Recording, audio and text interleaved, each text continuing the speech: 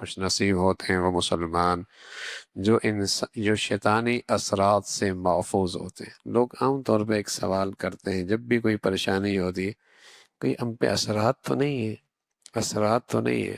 ہم انہیں کہتے ہیں کیوں نہیں ہے اثرات؟ جب گناہ کیے تو شیطان کے اثرات تو ضرور ہیں، اثرات تو ہیں۔ شیطان کے اثرات تو ہیں، تبھی تو یہ ہو رہا۔ اب ہر چیز کا اثر پتہ نہیں، اثرات سے مراد پتہ نہیں کیا لیتے ہیں، لیکن شیطان کا اثر کا یقین نہیں کرتے کہ ہاں شیطان کا بھی اثر ہو سکتا ہے، شیطان کا بھی اثر ہو سکتا ہے۔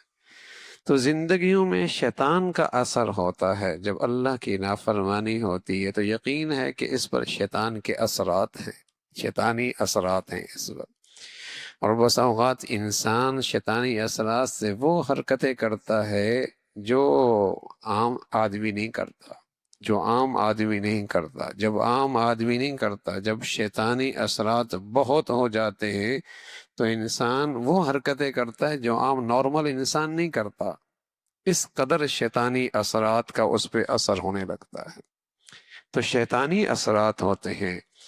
ہاں فرمایا میرے جو خاص بندے ہیں ان پر شیطان کا اثر نہیں ہوتا۔ ان عبادی لیس لک، جس قدر آدمی پاکیزہ رہتا ہے، طہارت پہ رہتا ہے۔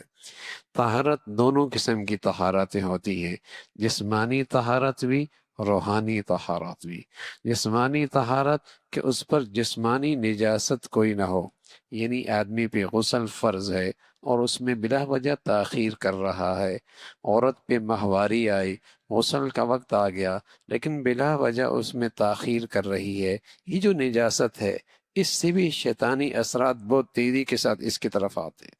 اس سے بھی شیطانی اثرات بہت تیزی کے ساتھ اس پر آتے ہیں، اس لیے کہ گندگی اس کی غذا ہے، نجاست اس کی غذا ہے، گندگی نجاست اس کی غذا ہے، تیزی کے ساتھ اس پہ اثرات کرتا ہے۔ دوسری روحانی طہارت، گناہوں کی گندگی، گناہوں کی گندگی یہ بھی ایسی چیز ہے، یہ بھی شیطان کی خاص غذا ہے۔ کسی گھر میں ہو، کسی گھر میں ہو، کسی زندگی میں ہو، شیطان اس پر بھی تیزی سے قابو پاتا ہے۔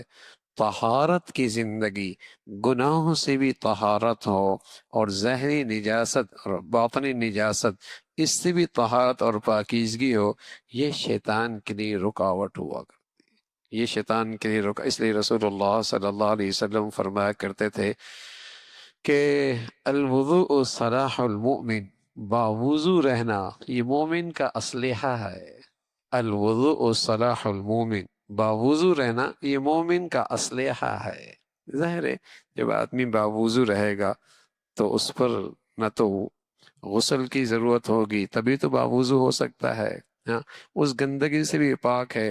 اور آدمی جب ہر وقت باوضو رہتا ہے، الوضوء صلاح المومن، اس کی برکت سے گناہوں کی گندگیوں سے بچنا بھی آسان ہو جاتا ہے، شیطانی اثرات سے بھی محفوظ رہتا ہے، گناہوں کے گندگیوں سے بھی بچنا آسان ہوتا ہے۔ الوضوء صلاح المومن، وضو مومن کا اسلحہ ہے۔ تو طہارت کی زندگی سے شیطانی اثرات سے آدمی محفوظ رہتا ہے۔ ورنہ اب دونوں چیزیں ہیں، خاص طور پہ نوجوان بچے بچیوں میں، چونکہ انہیں پاکیزگی کے مسائل ہی کوئی نہیں پتہ، انہیں طہارت کے مسائل ہی کوئی نہیں پتہ، انہیں ماہواری آتی ہے انہیں اس کا بھی احساس کوئی نہیں، ان پہ غسل فرض ہوتا ہے، اس غسل فرض ہونے کے مسائل انہیں کوئی، ایک تو یہ گندگی ہے، اور دوسری طرف گناہوں کے ماحول میں زندگیاں گزارنا اور گناہوں کی زندگی گزارنا، اور پھر جب ان کے اندر زندگی آتی ہے شیطانی، پھر کہتے ہیں پتہ نہیں اسے کیا ہو گیا۔